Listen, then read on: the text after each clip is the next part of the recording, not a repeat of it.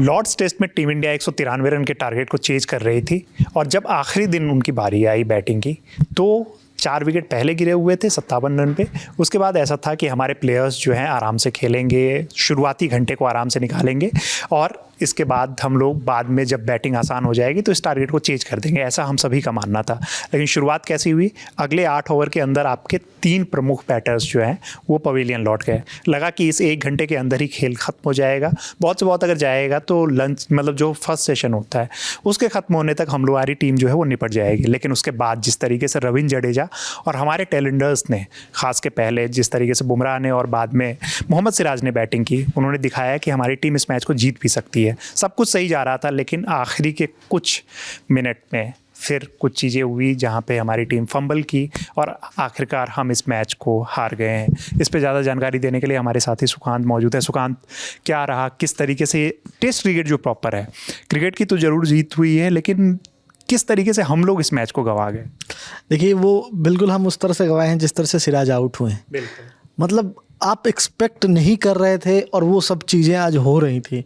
हमने एक्सपेक्ट किया था कि केएल राहुल और ऋषभ पंत, और आप अगर देखें शुरुआती 3-4 ओवर जिसमें जब तक ऋषभ पंत आउट नहीं हुए, ऐसा देख के बिल्कुल नहीं लग रहा था कि पिच में कुछ बहुत ज़्यादा हरकत हो रही है या फिर बॉल बहुत ज़्यादा मूवमेंट कर रही है, जैसा कल रात हमने देखा कि हम आखिरी के कुछ ओवर्स में। बिल्कुल।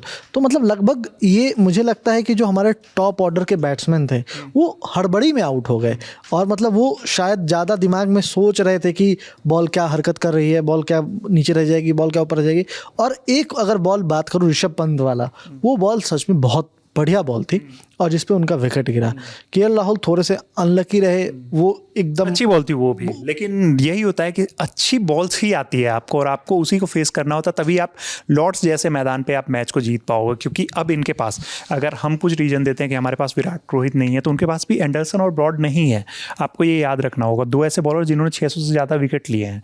आप ऑल टाइम अगर ग्रेट टीम बनाते हो ना, ऑल टाइम बेस्ट 11 बनाते हो, तो हो सकता है शायद दोनों आ जाएँ उसमें। बिल्कुल। बॉलिंग में तो अगर मैं बोलूँ तो बहुत ही औसत बॉलिंग थी इंग्लैंड की, लेकिन जिस तरह से उन्होंने पूरी सीरीज में अगर आप देखो तो वैसी बॉलिंग कभी की ही नहीं थी कि 193 के अंदर में वो इंडिया को आउट कर सकते हैं। ये बात उन्हें भी पता थी, ये बात टीम इंडिया को भी पता थी। लेकिन जो कल जो हड़बड़ाहट दिखी और वो आज कंटिन्यू हो गई शुरुआती, क्योंकि जिस समय ऋषभ पंत आउट हुए थोड़ा सा पैनिक क्रिएट हो गया, क्योंकि वो पैनिक जो क्रिएट हुआ क्योंकि वो बॉल बहुत अच्छी थी और वो एक आधा बॉल थी जो बहुत ज़्यादा मूवमेंट कर रही थी, वही जो केएल राहुल आउट हुए। केएल राहुल का डिसीजन को लेकर के भी कई चीज़ें हुई, ऊपर नीचे बातें हुई, लेकिन जो भी है वो आउट हो गए। उसके बाद सुंदर, वो भी एक जोफ्रा आर्चर की बहुत शानदार बॉल थी और वो क्योंकि डिफेंसिव खेल रहे थे और वो कॉट में, मतलब वो कॉट एंड बोल्ड का चांस दे दिया उन्होंने। वहाँ से मैच लगभग लग गया था कि अब तो खत्म हो चुका तमाम है। और लेकिन जो सबसे अच्छी बात मुझे जो लगी कि ठीक है, आप टेस्ट मैच है, आप अंतिम दिन का खेल है और आपके पास लास्ट मोमेंट तक फाइट बैक करने का जो स्पिरिट है वो आपने आज दिखाया है। सब ठीक है, लेकिन वहीं पे अब सुकांत आते हैं कि आप फाइट बैक कर रहे थे, अच्छी पारी खेल रहे थे दोनों, जिस तरीके से बॉल को डिफेंड कर रहे थे, पहले बुमराह और फिर सिराज की, वो देख के लग नहीं रहा था कि कोई टेलेंडर खेल रहा है। एकदम बल्ले के बीच पे बॉल लग रही थी, कॉन्फिडेंस दिख रहा था। जडेजा एक साइड से अच्छी बैटिंग कर ही रहे थे। लेकिन मैं कहीं ना कहीं एक चीज़ से जो डिसएग्री करता हूँ बार बार कि आप जब स्ट्राइक बैटर होते हो ना, आप जब एक प्रॉपर बैटर होते हो ना, आपको टेलेंडर्स को जितना कम से कम गेंद खेलने देना है, वो एक स्ट्रेटजी होनी चाहिए थी आपकी। और जडेजा उसमें कहीं ना कहीं चूक गए। पहले यही गलती उन्होंने बुमराह के साथ की, जब बुमराह ने 10-12 गेंदें बीच ब्लेड से शॉट को खेला, एकदम बीच बैट पे लगी, तो उनको ये कॉन्फिडेंस आ गया कि चलो बुमराह बैटिंग कर सकते हैं, जो कि नहीं होता है यूजुअली। अब एक ऐसी गेंद थी जिस पे वो गलत शॉट खेल के आउट हुए। सिराज के साथ यही हुआ, सिराज के साथ चलो कि थोड़ा सा वो अनलकी रहे, बट आप टेलेंडर्स को 3 बॉल खेलने नहीं दे सकते हो, ओवर में 4 बॉल खेलने नहीं दे सकते हो। जब आप क्रीज पे हो, वहाँ पे आप सिंगल अगर ले लेते हो तो उससे बहुत ज़्यादा मार्जिन नहीं आ रहा है। आप कोशिश आपको करनी चाहिए कि ज़्यादा से ज़्यादा बॉल खेले, लेकिन जडेजा ने बार बार ये गलती की थी यहाँ पे, और वही नतीजा रहा है कि जडेजा एक साइड खड़े रह गए और उसके बाद फिर हम लोग इस मैच को हार गए। देखिए, उसका एक बहुत बड़ा कारण मुझे लगा रवि कि आपको लास्ट में ये पता था कि अब नई बॉल आने वाली है। 80 ओवर की तरफ आप बढ़ रहे थे, 74 ओवर का खेल हो चुका था और अब वहाँ पे रन 24 थे और जिस गति से ये रन बना रहे थे, हर ओवर में अगर आप देखो तो एक एक रन, उस लिहाज से अगर नई बॉल आती तो ज़्यादा हरकत करती। मुझे लगता है कहीं ये भी चीज़ एक दिमाग में रही होगी। और क्योंकि बशीर जो है वो चोटिल भी थे। दूसरी चीज़ ये कि बशीर के बॉल पे चांसेस लेने के लिए शायद वो जाना चाहते थे, रन बनाने के लिए, जो भी प्लानिंग रही होगी, क्योंकि टीम इंडिया की कहीं ना कहीं स्ट्रेटजी ये थी। और अगर आप देखें बशीर के अगेंस्ट भी जिस बॉल पे वो सिराज आउट हुए, मतलब वो बॉल बहुत बढ़िया डिफेंड किया था उन्होंने, लेकिन वो थोड़े से मूव कर गए, बॉल पिच होने के बाद अचानक से अंदर की तरफ आ गए। और वो उस तरह से हमने कई बार देखा है कि वो बेल्स नहीं गिरती हैं, लेकिन उस समय बेल्स गिर गई। तो ये बहुत चीज़ें हैं, हम इस पे बहुत जडेजा को इसलिए भी नहीं कह सकते क्योंकि जडेजा ही वो बंदे थे जिसने सबसे ज़्यादा रन बनाया है, वो अकेले खड़े होकर सब कुछ मतलब किया, लेकिन नतीजे तक वो पहुंचा नहीं पाए। तो फिर यही आता है ना कि आज से 2 साल बाद या 5 साल बाद जब आप लॉर्ड्स टेस्ट को याद करोगे तो आपको नतीजा याद आता है। तो मैं मतलब एक ये दुख है, ये जडेजा की तारीफ होनी चाहिए, बहुत ही अच्छा उन्होंने खेला। लगातार हम लोग भी क्रिटिसाइज कर रहे थे जडेजा को, लेकिन इस सीरीज में उन्होंने बल्ले से दिखाया है कि वो अच्छी पारी खेल रहे हैं, सब कुछ कर रहे हैं।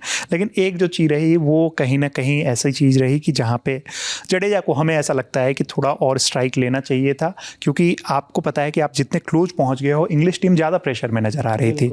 वहाँ से अगर 1-2 चौके, क्योंकि जडेजा अगर आप 5 बॉल खेल रहे हो सकता है कि 1-2 चौके भी आप मार देते। अगर आप चौके मार देते हो, सिराज से आप एक्सपेक्ट नहीं कर सकते थे या बुमराह से आप ये एक्सपेक्ट नहीं करोगे कि वो चौके छक्के मारे। जडेजा ने एक बार दिखाया क्रिस वोक्स की बॉल पे कि वो 6 भी मारेंगे अगर उनको ऐसे रहेगा तो। बट वही चीज़ है कि कहीं ना कहीं, लेकिन ओवरऑल अब ये जो मैच है, जिस तरीके से एक समय लग रहा था कि हम लोग डोमिनेट, ज़्यादा सेशन हम लोगों ने डोमिनेट किया, 6 सेशन डोमिनेट किया, 4 सेशन उनका रहा और बाकी इक्वल्स रहे। आप चौथे दिन के अंतिम सेशन से पहले आप ये देख लो कि मैच में हम कहाँ किस पोजीशन पे लाई कर रहे थे। और इवन अंतिम सेशन में जो शुरुआती 1 घंटा था वहाँ तक हम बहुत डोमिनेट किए हैं पूरे मैच में, लेकिन जो लास्ट सेशन में हमने लगातार 4 विकेट फेंके, उसके बाद आज जो हड़बड़ी हुई 3 विकेट वहाँ चली गई। हमने लगभग मैच तो 112 रन पे 8 थे हम, 112 से 170 तक हम पहुँचे हैं।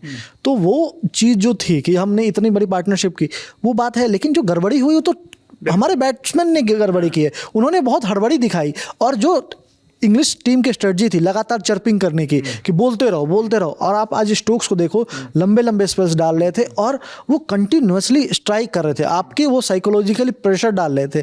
तो वो सब कुछ आज गेम में आया है। और आज प्रॉपर टेस्ट क्रिकेट, जिसके लिए आप कहते हो कि टेस्ट में जो मज़ा होता है, वो मैच था। लेकिन हम क्योंकि उस साइड थे, हमें पता था किसी मोमेंट कुछ भी हो सकता है, इसलिए हम लोग शायद उतना एंजॉय नहीं कर पाए। लेकिन जो ये मैच था वो सच में क्रिकेट के, तो जैसा आपने पहले भी बोला कि क्रिकेट के लिए ये ओवरऑल बहुत, मतलब एक क्रिकेट फैन हो तो आपको ये मैच बहुत अच्छा लगा। बिल्कुल, ये पूरी सीरीज़ की यही कहानी है कि हम लोग ज़्यादा सेशन डोमिनेट करते आए हैं। चाहे आप लीड्स टेस्ट को देखो, एजबेस्टन में नतीजा हमारे पक्ष में रहा क्योंकि हम लोगों ने बहुत अच्छा क्रिकेट वहाँ भी खेला और वहाँ हम लोगों ने बहुत बड़ी जीत हासिल की।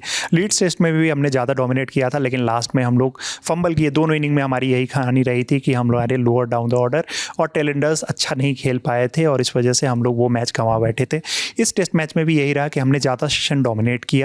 इसमें टेलेंडर्स ने रन बनाए सेकंड इनिंग में, हमारे टॉप ऑर्डर्स वाले फेल हुए। अब उम्मीद है कि आखिरी के जो 2 टेस्ट मैच बचे हुए हैं वहाँ पे पूरी टीम आपको परफॉर्म करेगी। अगर परफॉर्म नहीं करती है तो फिर यही होता है कि अच्छा क्रिकेट खेलने के बाद, लगातार डोमिनेट करने के बाद नतीजा आपके पक्ष में नहीं आएगा। 2-1 से हम लोग पीछे हो चुके हैं सीरीज़ में। 2 टेस्ट मैच बाकी है। अभी उम्मीद है कि ये दोनों टेस्ट मैच जो है टीम इंडिया अच्छा खेलेगी और हम लोग जो एक लंबा इंतज़ार हो गया है यहाँ इंग्लैंड में सीरीज़ जीतने का, वो इंतज़ार अब ख़त्म करेंगे। मेरे साथी थे सुकांत, मेरा नाम है रविराज। वीडियो को शूट किया हमारे भाई दानिश ने। देखते रहिए ललन टॉप और ललन टॉप स्पोर्ट्स। धन्यवाद।